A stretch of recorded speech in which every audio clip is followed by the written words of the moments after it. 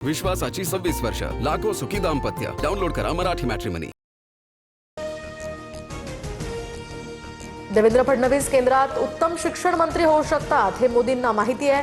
पंतप्रधानांची फडणवीसांशी या संदर्भात चर्चा. संजय राऊतांचा मोठा दावा. केंद्रात कुणी जायचं हा भाजपचा वैयक्तिक प्रश्न. फडणवीस दिल्लीत जाणार की नाही हे सामना ठरवू शकत नाही.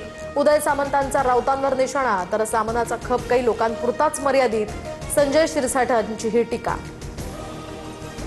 अभिजित दिपके अडचणीत. परदेशात शिक्षणामुळे वडिलांच्या संपत्तीसह कपिल सिब्बल यांच्या 1 कोटींच्या निधीची चौकशी करण्याची आरटीआय कार्यकर्त्यांची मागणी.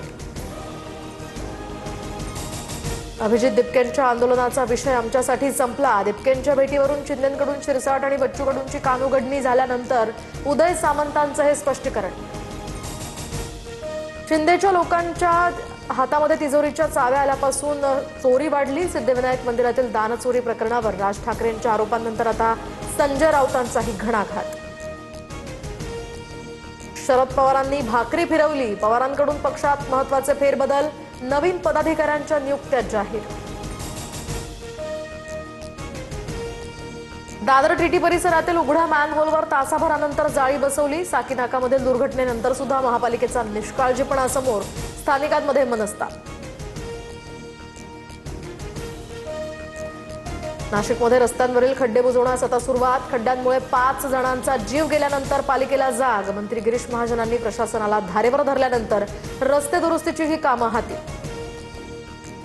राज्यात पुढील 5 दिवस पावसाचा जोर कायम राहणार. अनेक भागांमध्ये मुसळधार ते अतिमुसळधार पावसाचा अंदाज.